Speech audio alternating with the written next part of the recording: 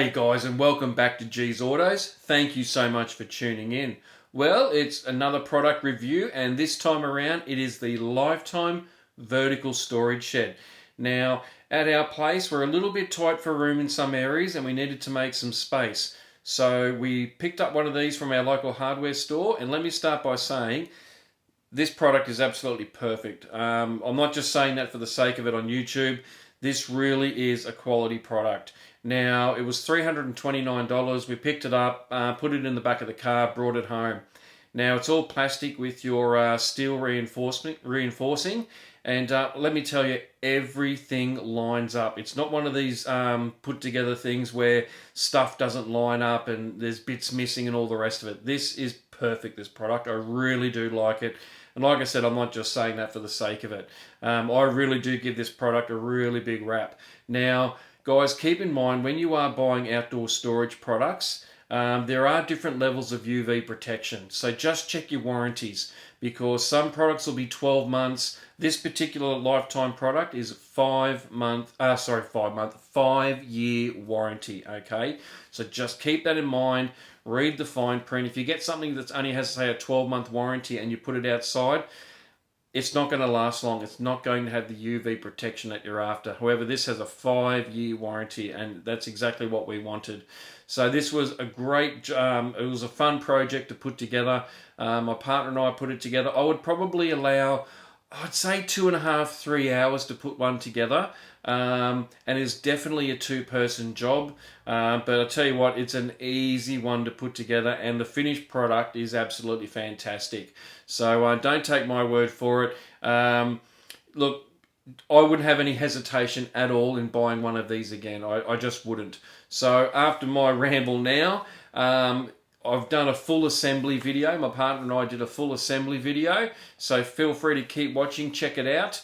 And guys, let me say thanks for watching. If you like the review and the assembly video, please give it a thumbs up and a like. I'd really appreciate that. Anyway, guys, hope you enjoyed. Stay tuned for the next one, and thanks a lot. Alright, so here we have the Lifetime Vertical Storage Shed. So that's the box it comes in. Now this weighs just under 50 kilos, so it is a two-person lift. So what we're going to do now is pull the box apart and take out all of the contents. Okay, well, I've removed everything out of the carton. So these are all the pieces that were inside the package. Your metal bars, all your sides, it comes with a floor as well. All your fasteners, everything is clearly labelled. So what we're going to do now is start putting this sucker together. And yes, it does come with instructions. Alright, let's get into it. Alright guys, when you start putting this together, you'll see that all the different individual pieces have an identifier on it, and the instructions refer to these parts. So that makes it so much easier to put together. So we'll start doing that now. Alright, so we've got the two ends here. So we've got the pieces AGN, AGY. Now what happens is a metal bar will slide up inside this cavity here. Now don't slide it all the way up, because you will have to drill a hole into there, there's already an indent for it. So the pole that slides up inside already has a pre-drill hole, So we're just going to slide that up into there. Now make sure when you do that, you don't slide it all the way in.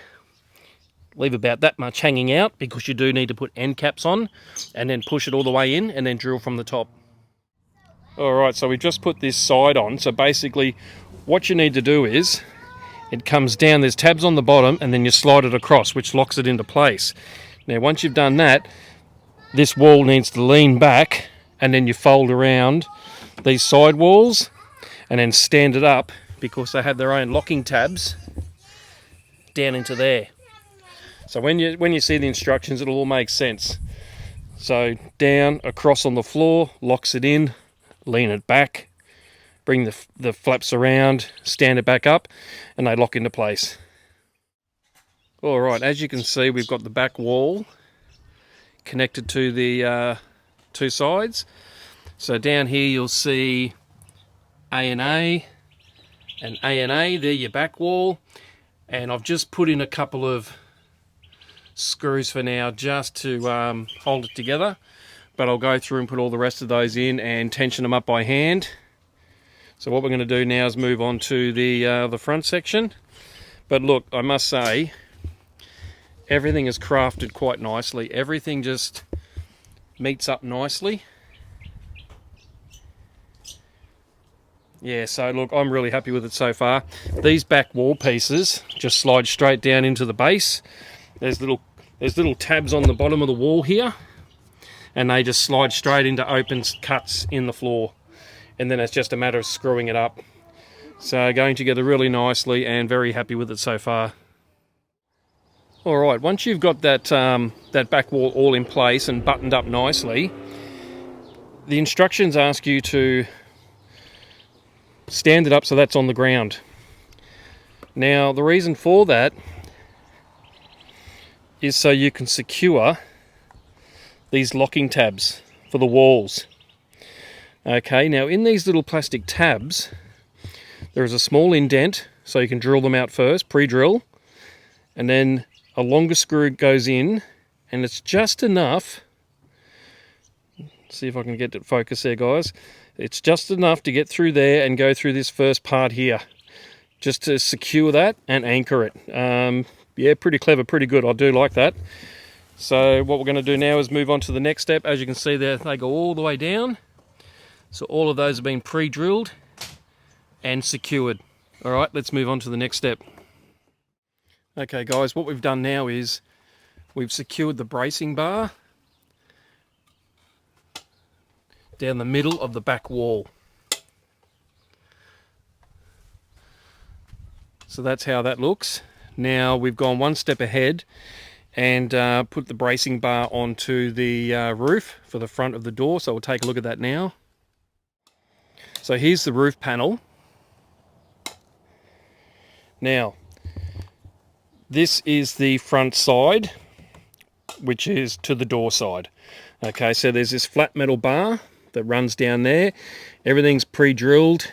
Everything's pre-drilled and goes in. So that's how that looks from this angle. You'll see the screws, and there's little sections already cut out to guide you along the way. So what we're going to do now is pop the roof on. Now we've just popped it on the check and it goes on very nicely and easily. So we'll do that now. Okay, so the roof's all on now. Now up inside here in the roof, there's cavities for the wall to go slot up into. So what I've done now is I've gone through and secured the walls to the roof. Everything's pre-drilled, everything lines up absolutely beautifully. Very, very happy. And then you also secure there as well. So looking really good. Everything went on very nice and very easy, I assure you. So we're going to move on to the next step now. Alright guys, I've just gone through and pre-drilled the holes for the hinges. And then there's 2 there, and then 2 more down the bottom. Now you've got this curved metal bar that screws. Now the holes here are not pre-drilled, there's no markings, no identifiers for them. So you just need to go through and do that yourself. And there's 4 of those. And the last one down the bottom. And now we've also gone through and put the handle on, which just 3 screws from the back, 2 there, 1 there, and just hand tighten the locking latch for the outside of the door.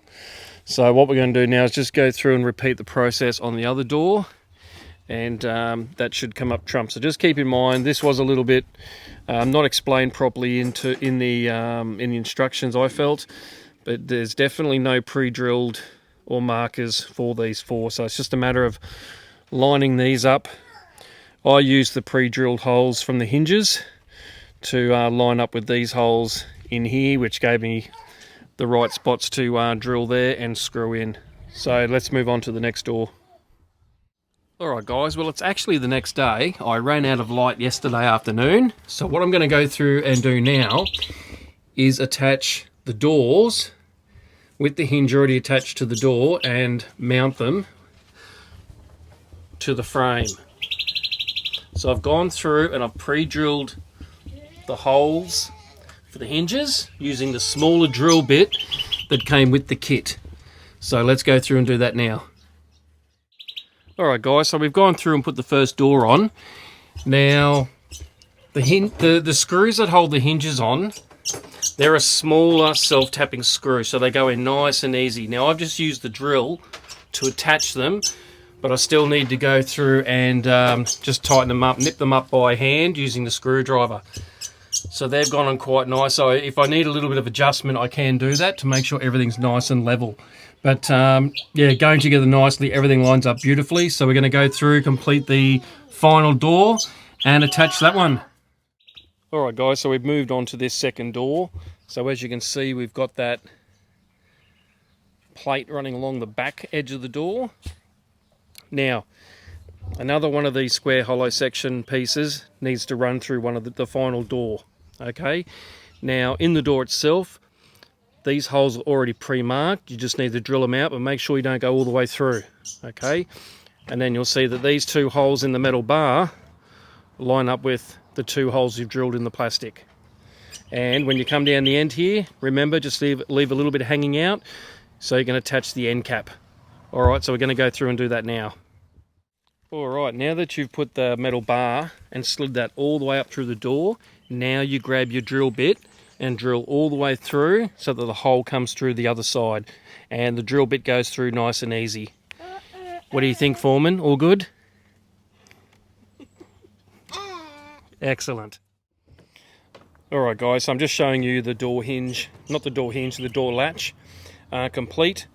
So when I originally pre-drilled those two holes, I started with the small drill bit, but you will need the larger drill bit to fit these larger screws, or bolts I should say, that go through.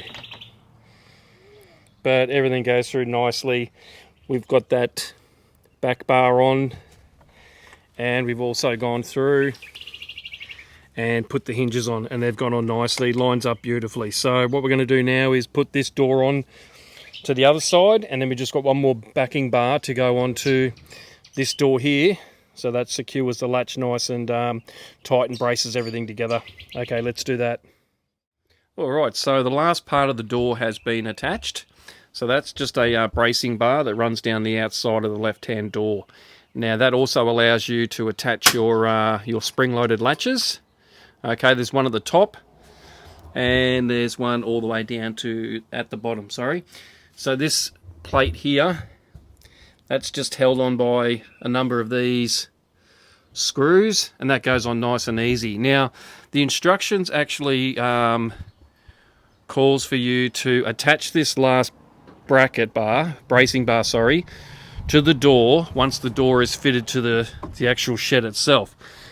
However, I'd be more inclined next time to actually do that when the door is not attached to the body of the shed.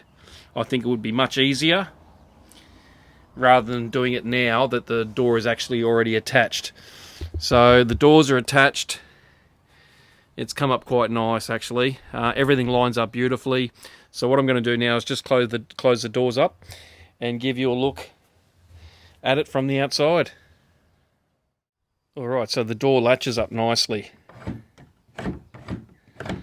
No having to maneuver the door to get it all to line up. And this is how we're looking.